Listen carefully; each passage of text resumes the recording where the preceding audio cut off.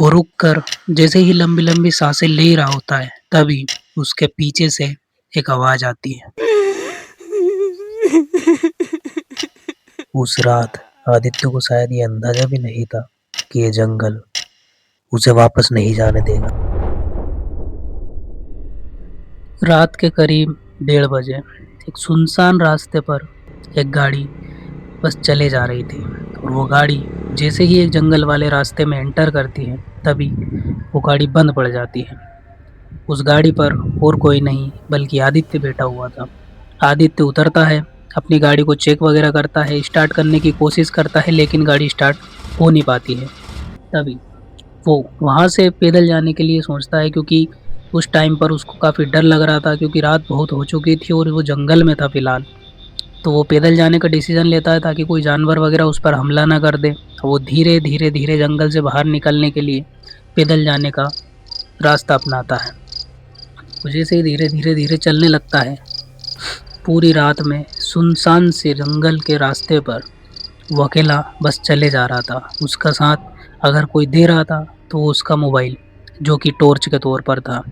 बाकी वो अपने दोस्त वगैरह को, मैकेनिक वगैरह को कॉल करने की कोशिश करता है लेकिन शायद उसकी किस्मत इतनी अच्छी नहीं थी क्योंकि वहाँ पर 1% भी नेटवर्क नहीं थे। खैर वो भगवान का नाम लेते हुए आगे बढ़ता जाता है। तभी थोड़ी आगे जाने के बाद में उसको एक सिरन सी महसूस होती है। वो जैसे ही आस-पास देखता है तो उसे कुछ ऐसा दिखाई नहीं देता है लेकिन उसको कंटीन्यूअसली फ़ील हो रहा था कि उसके पीछे कोई चल रहा है। वो बिना पीछे देखे बस अपनी रफ़्तार तेज़ करता है और आगे बढ़ने लगता है। वो जैसे ही थोड़ी आगे जाता है तभी उसके कदम अपने आप रुक जाते हैं क्योंकि उसने सामने कुछ ऐसा देख लिया था जो शायद उसने एक्सपेक्ट नहीं किया था। वो सामने जैसे ही देखता है, वहाँ पर एक सफ़ेद कपड़े में कोई लड़की खड़ी हुई थी, जो कि उसकी तरफ चलते हुए आ रही थी।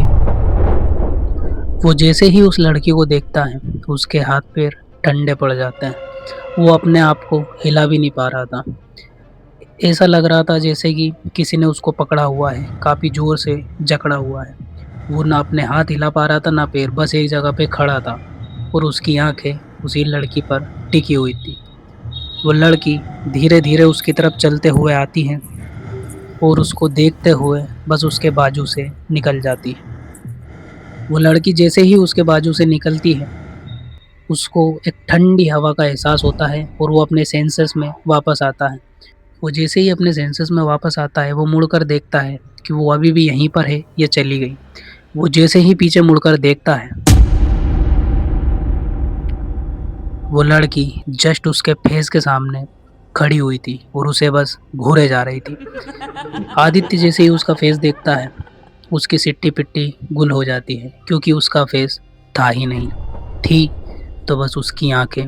वो जैसे ही उसके फेस की तरफ देखता है, वो वहाँ से चीखते हुए बस भागने लगता है और भागते-भागते उस जगह से काफ़ी दूर निकल जाता है।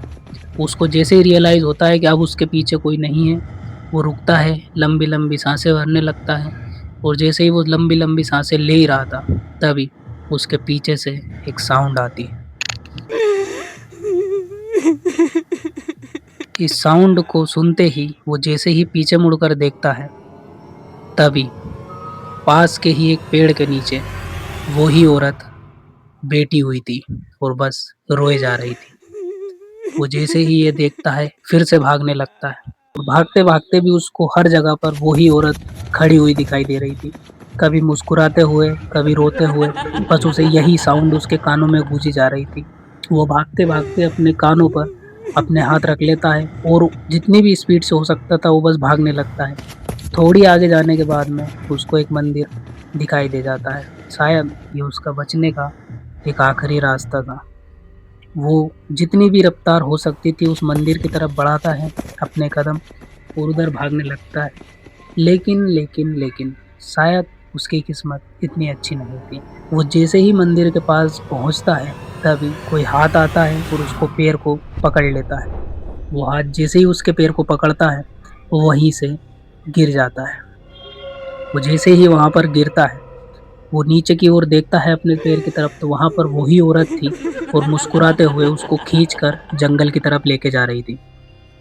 अब तक उसने सारी उम्मीद अपने जीने की छोड़ दी थी, क्योंकि शायद उसे कहीं न कहीं ये अंदाज़ा लग चुका था कि अब उसका बचना मुश्किल नहीं, नामुमकिन है। लेकिन कहते हैं ना, "जाको राके साइयाँ मार सके ना कोई।" वो जैसे ही औरत उसको घसीटते हुए लेके जा रही थी, तभी आदित्य के हाथ पर एक हाथ आता है और वो जैसे ही हाथ आदित्य को टच करता है, वो औरत वहाँ से गायब हो जाती है। वो जैसे ही आदित्य थोड़ा संभलता है और उस तरफ देखता है, तो वहाँ पर देखता है कि एक बुजुर्ग से पंडित जी हैं, जिन्होंने उसका हाथ थामा हुआ है। वो जैसे ही उठता है, पंडित जी उसको उस मंदिर के अंदर लेके जाते हैं और उससे बोलते हैं कि बेटा रात भर यहीं पर रहना, सुबह होने से पहले यहाँ से मत निकलना। सुबह होने के बाद तुम यहाँ से जा सकते हो, अब तुम अच्छी जगह पर मतलब सेफ जगह पर हो। ऐसा बोलकर वो पंडित जी उस मंदिर के पीछे चले जाते हैं और कहीं गायब हो जाते हैं। आदित्य पूरी रात डरा सहमा हुआ उस मंदिर के पास ही बैठा रहता है। वो औरत उसको बार-बार दिखाई दे रही थी, लेकिन वो मंदिर के चौखट के अंदर नहीं आ पा रही थी। वो उसे वहीं से इशारे कर कर बार-बार बुला रही थी, कभी रो रही थी, कभी चीख रही थी, कभी चिल्ला रही थी, ना जाने कैसे-कैसे उसको भ्रम दिखाई दे रहे थे, लेकिन वो उस मंदिर से बाहर नहीं निकलता, क्योंकि उसको कहीं न कहीं पता था, अगर मंदिर से बाहर निकला, तो शायद वापस मंदिर में नहीं आ पाएगा। खैर जैसे-तैसे करके रात कट जाती है, दिन का सूरज होता है और दिन होने के बावजूद भी वो नहीं निकलता है। करीब 8 या 9 बजे के समथिंग जब लोग उस मंदिर में आना स्टार्ट कर देते हैं, पूजा वगैरह होती है, वहाँ से धूप वगैरह, मोली वगैरह बंधवाता है, उसके बाद वो वहाँ से निकलता है। तो क्या लगता है आप लोगों को? क्या वो पंडित जी थे? कमेंट में मुझे ज़रूर बताइए। और अगर स्टोरी ज़रा-सी भी पसंद आई है तो लाइक ज़रूर करना और चैनल को सब्सक्राइब करना बिल्कुल मत भूलना। और आपका बेस्ट पार्ट कौन-सा था कमेंट में मुझे ज़रूर बताना। मिलते हैं किसी और स्टोरी में, तब तक के लिए आप मेरे चैनल पे विज़िट कर और भी हॉरर स्टोरी सुन सकते हैं।